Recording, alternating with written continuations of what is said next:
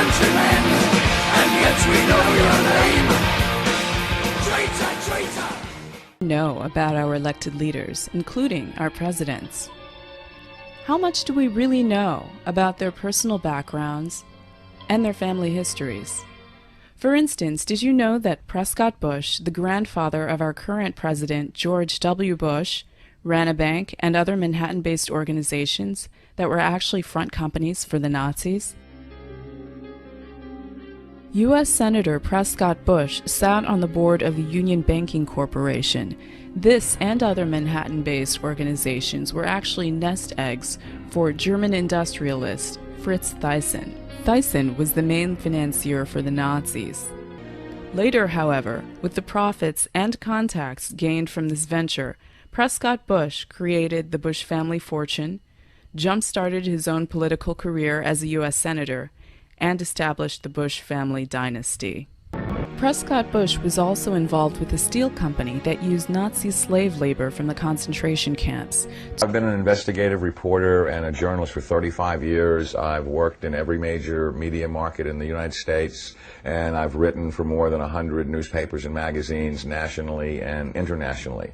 So last September 17th, I became the first journalist in U.S. history to go to the U.S. National Archives and the Library of Congress and pore over the thousands of pages of documents in both places to prove beyond a shadow of a doubt or any refutation of the facts that Prescott Bush, the grandfather of George W. Bush, and George Herbert Walker, his maternal great-grandfather for whom his daddy is named, were Nazi traitors to the country who should have been tried for treason. The Bush family really had nothing going. They were essentially social climbers and opportunistic people. At the time that Prescott Bush met Dorothy Walker, he was a tire salesman. And George Herbert Walker, as all fathers do when their daughter's going to marry someone, said in his heart, you know, it's not an appropriate thing socially that my daughter marry a tire salesman. So he brought Prescott Bush first into Brown Brothers Harriman and then Union Banking Corporation. In actuality, it was anything but a bank. It was essentially a Nazi money laundering operation that had a lot of tentacles into a lot of different other businesses. They owned a shipping line called Hamburg American Line, for example, which was the first Nazi front business seized, although the line was no longer operational in 1942. In the early 1930s, it transported Nazi spies into the U.S., and then their promotional ads offered cash rewards to any American citizens who would go back on Hamburg American lines and proselytize for Hitler. Brown Brothers Harriman, which George Herbert Walker and Prescott Bush were affiliated with and partners in, worked with I.G. Farben, which operated Auschwitz. Prescott Bush, he did a number of things that were not only anti-American but were pro-Hitler, and he did all that he could to proselytize for Hitler and the rise of his Third Reich, because the largest client, Fritz Thyssen, of his patron, W. Averill Harriman, dictated what kind of behavior he would practice to enhance his own career. Some very shocking documents that I saw at the Library of Congress 2 weeks ago on August 10th, on August 9th, excuse me, had to do with the hearings of the McCormick-Dickstein Committee of November 1934, show that Prescott Bush and the DuPont family, the Remington family, and J.P. Morgan tried to overthrow the U.S. government, assassinate FDR, and put a Hitler-style fascist state in place. I have in my possession testimony from the McCormick-Dickstein Committee in November of 1934 by one of the fascist plotters that they were going to follow Hitler's model exactly and impose martial law on the United States, round up unemployed people that were worthless to the economy and troublemakers and Jews and put them into internment camps. And their plan was, if necessary, to exterminate the people that could not be part of the effort.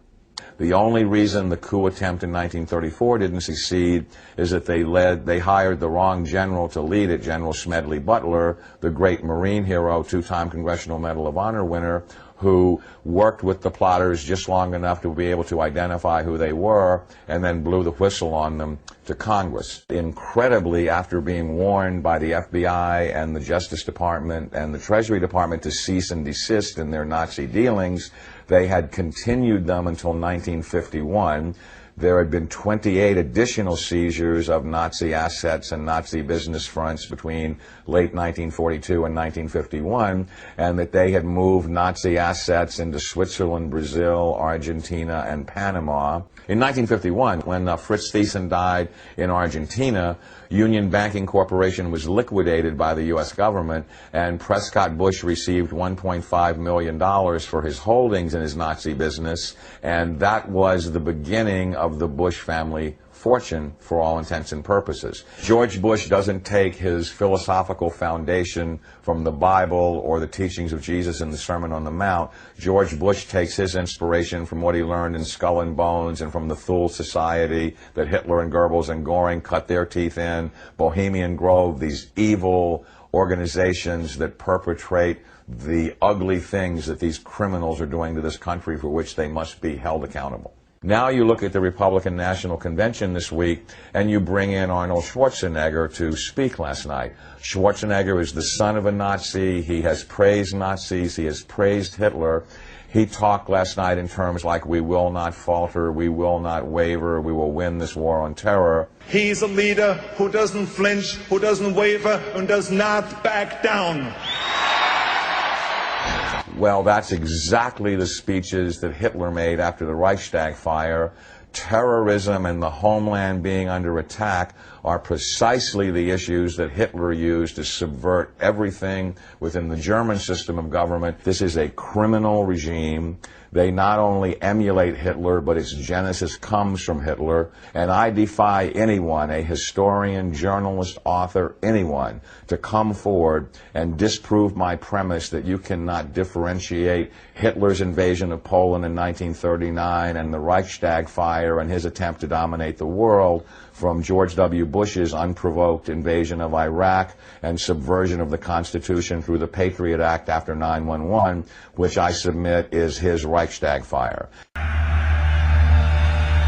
A plot of Wall Street interests to overthrow President Roosevelt and establish a fascist dictatorship backed by a private army of 500,000 ex-soldiers and others appeared before the House of Representatives Committee on Un-American Activities.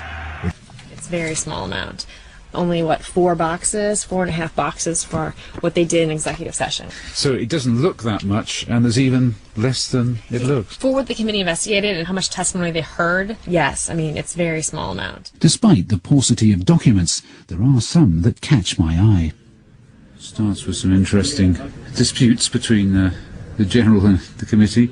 The Chairman, General, you are a retired Commandant of the Marine Corps. The most important testimony in these records is from a senior commander of the U.S. Marines, Major General Smedley Butler. I was in the Marine Corps 33 years and 4 months on the active list. Major General Butler came before the committee of his own free will.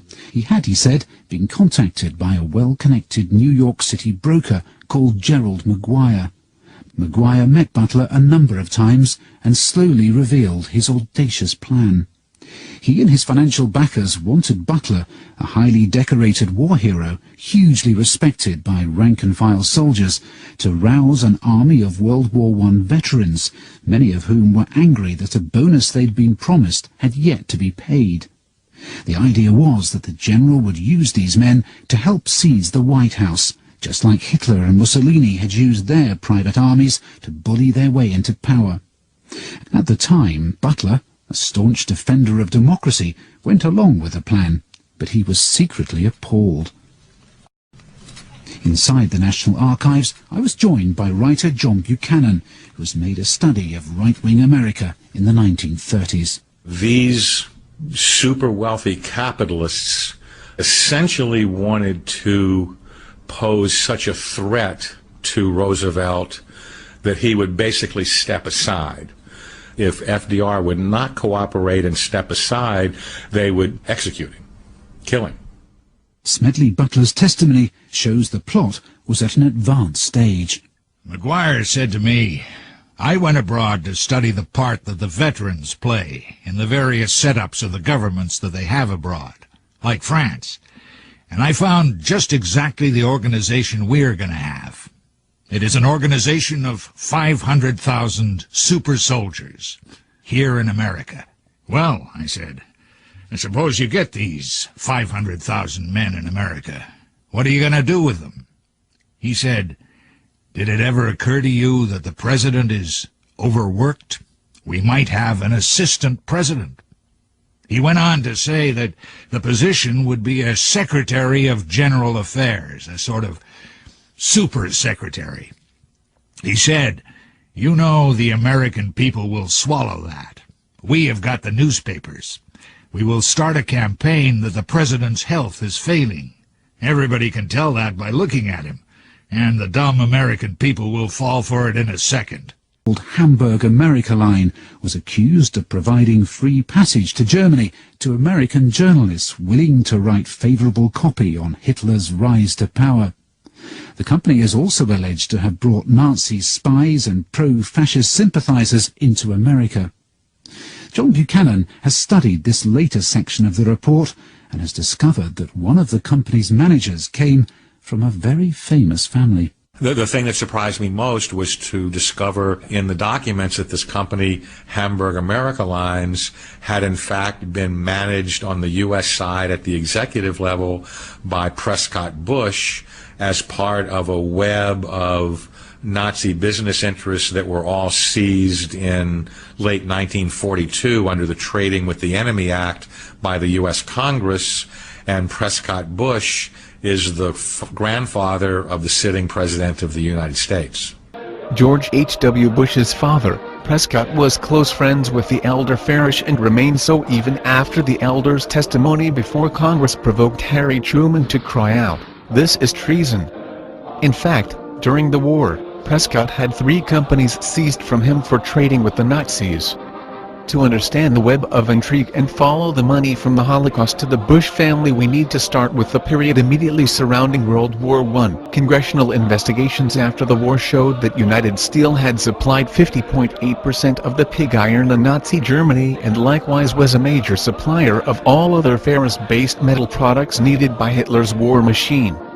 Hence, one of the largest munitions makers in Nazi Germany was funded by Prescott Bush, the father and grandfather of 2 future U.S. presidents. Due to the hoard of gold fillings stacking up at Auschwitz, de Gusa built a smelter there. The bullion was then shipped back to Berlin and commingled with the Nazis' gold stash. Undoubtedly some of it made its way back to the banker in charge of United Steel Works, Prescott Bush. October 20, 1942, the United States government seized Union banking under the Trading with the Enemy Act. During that summer, the New York Tribune had exposed Bush and Tyson, whom it called Hitler's angel. Union Bank's books revealed a myriad of Nazi money and holding companies. Officials realized they had only scratched the tip of the iceberg. On November 17, 1942, the government seized Elysian American Corporation and placed its operation under the Government Alien Property Custodian Office. On February 8, 1951, Tyson died in Argentina.